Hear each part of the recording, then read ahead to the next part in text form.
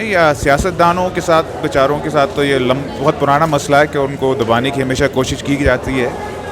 और कभी कभी सियासतदान हमने देखा है आपस में भी एक दूसरे को भी दबाते आए हैं। लेकिन आजकल अगर आप सोशल मीडिया का दौर है, सोशल मीडिया पे देखें तो नॉन सियासतदान एवरीडे लोग एक दूसरे को दबा रहे हैं। तो ये एक किस्म का रुझान है, ट्रेंड बन गया है।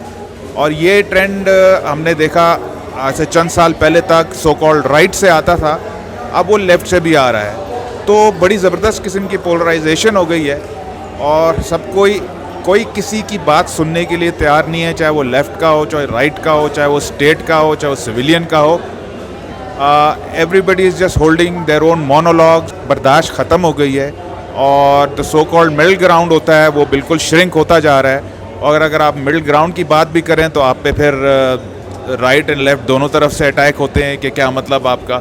तो ये वही वाली बात है जिस तरह जॉर्ज बुश ने मुशर्रफ को कहा था इधर यू आर विद अस और अगेंस्ट अस। तो अब यही मामला हर किसी के साथ है कि आप या तो एक ग्रोह में हो या दूसरे में हो, आप न्यूट्रल और इंडिपेंडेंट नहीं हो सकते। और अगर होना भी चाहें तो आपको कोई होने नहीं देता।